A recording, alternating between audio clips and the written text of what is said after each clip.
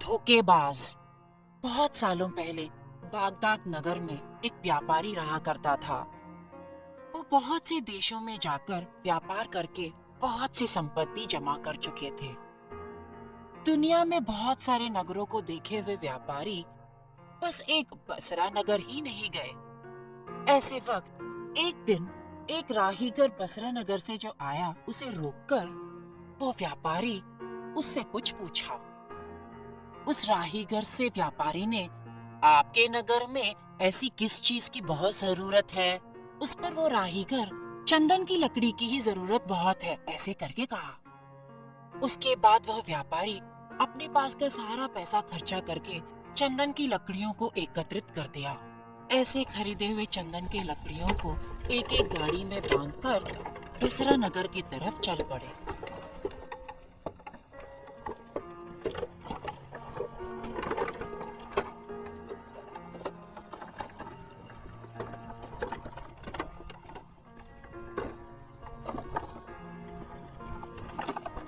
बसरा नगर की तरफ चलते चलते वहां पहुंचने पर एक बूढ़ी औरत उनके पास आकर रुकी। बूढ़ी औरत व्यापारी को देखकर, तुम कौन हो? नए लग रहे हो। सावधान रहो भाई, इस नगर में बहुत से ठगी लोग हैं। तुम जैसे परदेसी को देखेंगे तो तुरंत ठग लेंगे। सावधान। ऐसे बोलकर वो आगे चल पड़ी।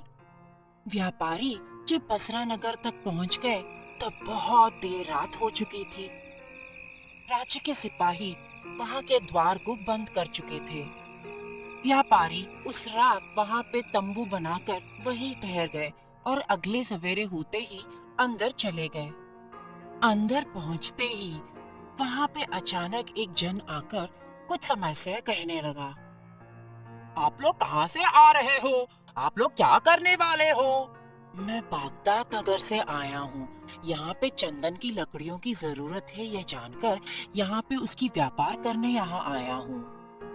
आपको किसी ने गलत कहा है। यहाँ पे चंदन की लकड़ियों की जरूरत ही नहीं है। हम यहाँ पे उसे बाजरा के तरह इस्तेमाल कर रहे हैं। कौन उसे पैसा देकर खरीदेगा? ऐसा बोलकर वो वहाँ से चला गया। ये सुनकर व्यापारी बहुत ही आश्चर्य हो चुके कि वो सच बोल रहा है कि झूठ बोल रहा है, ये भी उन्हें नहीं पता।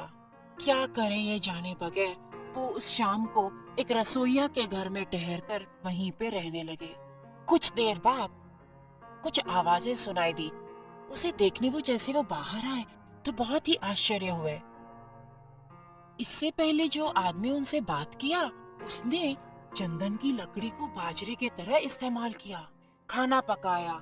वो दोनों बाजरे के बजाय चंदन की लकड़ी को जलाकर खाना पकाया। ये देखकर वो बहुत चकित हुए।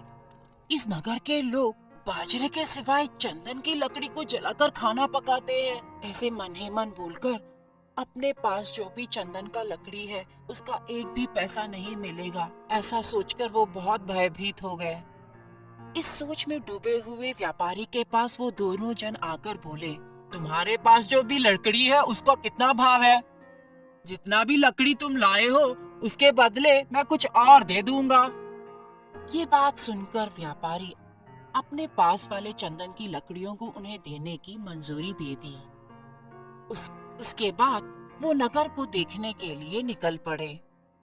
उसके सामने से आए एक आंख वाले आदमी ने उसके हाथ को कसकर पकड़कर, उस दिन मेरे आंख के जाने का कारण तुम ही हो, आज मैं तुम्हें नहीं छोड़ूंगा, ऐसे वो जोर से झगड़ने लगा।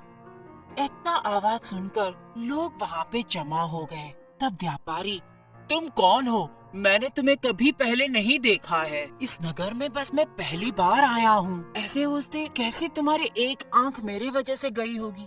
लेकिन वहाँ जुटे हुए जन सभी एक आंख वाले के तरफ बोले और उसको इनाम देने के लिए कहा।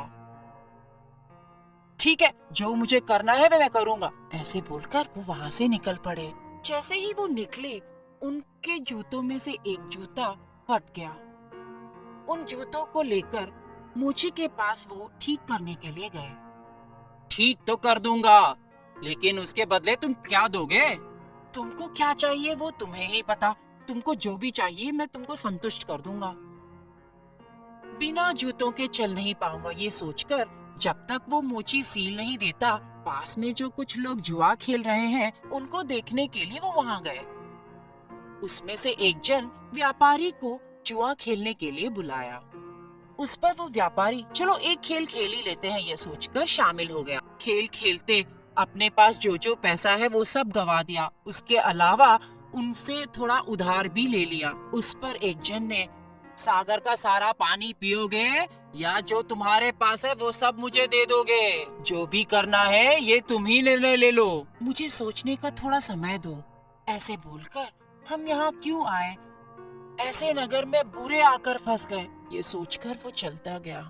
तब नगर के बाहर एक बूढ़ी औरत को देखा। वो फिर से उनके सामने आई। मुरझाए हुए व्यापारी के चेहरे को देखकर उन्होंने कुछ हुआ है ये जान लिया। क्यों इतने दुखी हो? क्या हुआ भाई? ऐसे व्यापारी से पूछा। उस पर वह व्यापारी जो कुछ हुआ वो सब कहानी उस बूढ़ी औरत को कहा। सब सुनने के बाद वह बूढ़ी औरत, मैंने तुमको बताया था ना पहले से ही, जैसे मैंने कहा था वैसे ही इस नगर के सारे लोग तुम्हें ठग लिया। इस बसरे नगर में एक चंदन की लकड़ी का 10 सोने के सिक्के मिलेंगे। इस पर तो तुम जो जो चंदन की लकड़ी लाए हो उसको कितने सिक्के मिलेंगे पता है ना? चलो जो भी हुआ सो हुआ, लेकिन अब से मैं जो तुमको कहती हूँ उसे सुनो। तुम्हें न्याय तो मिलेगा, कम से कम न्याय तो मिलेगा। यहाँ पास में एक बहुत बड़ा खाली सा जगह है, तुम्हें वहाँ जाना होगा। वहाँ पे एक बूढ़ा साधु होगा। वो साधारण साधु नहीं है, वो बहुत सालों से वहीं पे रह रहे हैं। इस नगर के सारे ठगी के गुरु हैं वो। यहाँ के सारे ठगी उनके पास किसने किसको ठगा ये सारी जानकारी उनको जाकर बताते हैं। आज रात इसी को खबर किए रहस्य से तुम वहाँ जाओ, तुमको कोई ना कोई लाभ होगा। बूढ़ी औरत के बताए अनुसार वो चुपचाप उस जगह पर जाकर देखने लगा। उसके बाद वहाँ नगर के सारे ठगी एक साथ वहाँ आकर साधु के पास उस दिन जिन जिन को ठगा उसकी जानकारी देने लगे। उनमें से उस व्यापारी को ठगने वाले जन भी थे। एक एक जन उस व्यापारी को कैसे ठगे इसके कहने के बाद साधु से अच्छी तरह से डांट भी पड़ी। इनकी ये बातें व्यापारी दूर से बहुत ध्यान से सुन रहा था। उनमें से पहला वाला ठगी, साधु जी आज तो व्यापारी बाहर से आया था, वो बहुत अमीर लग रहा था। अच्छी बात है, आगे बोलो क्या हुआ? उसके चंदन के लकड़ी के समान मैं कुछ भी दूंगा, ऐसे मैंने उसको कहा। ये क्या किया तुमने? इस विषय में तो व्यापारी ही लाभित होगा। वो कैसे साधु जी? चंदन की लकड़ी के बदले वो सोना मांगेगा तो वो कैसे लाभित होगा? वो तो सब ठीक है, लेकिन वो व्यापारी कुछ चंदन की लकड़ी के तुल में कुछ सोना या हीरा मांगे तो तुम क्या करोगे? तुम्हारा क्या हाल होगा? बोलो बोलो। ऐसे उन्होंने पूछा। उसका कोई जवाब नहीं था, इसलिए वो वापस चला गया। उसके बाद एक आंख वाले ने साधु जी के पास आकर, साधु जी आज एक व्यापारी बाहर नगर से आया था, मेरे आंख जाने की वजह वही था। ऐसे मैंने उसे झगड़ा किया और उसका इनाम भी मांगा। या तो मेरी एक आंख दे दो, नहीं तो अपनी सारी संपत्ति दे दो, ऐसे मैंने मांगा। अरे दिमाग नहीं है क्या तुम्हारे पास? अपने एक आंख के लिए उसकी संपत्ति मांगी। यदि उसने तुम्हारी दूसरी आंख के वजह सारी संपत्ति देने को कहा तो तुम कहाँ जाओगे बिना आंखों के? बुद्धू कहीं के, दिमाग ही नहीं है तुम्हें, बेवकूफ कहीं के। इतना भी दिमाग नहीं क्या? दोनों आंख के जाने के बाद तुम करोगे क्या?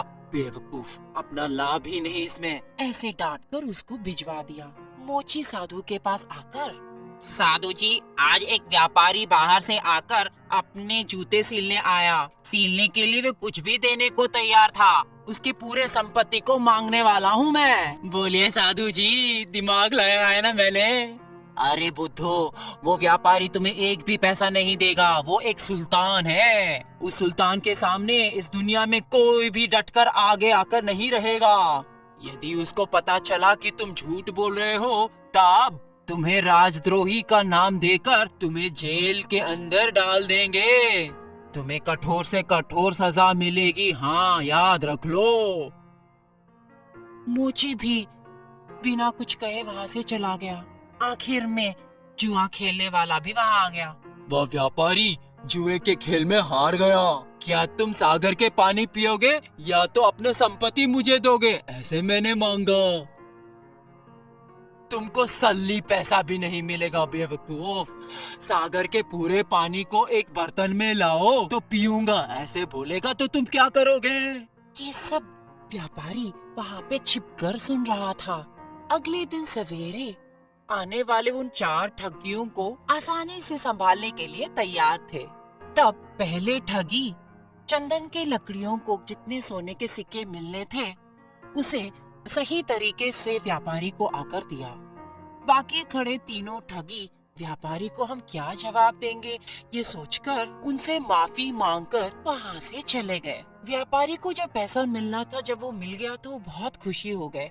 उसमें से वो कुछ पैसे उस बूढ़ी औरत को दिया। आइंदा इस नगर में कभी वापस न आने की ठान वो बागदाद नगर की तरफ चल पड़े।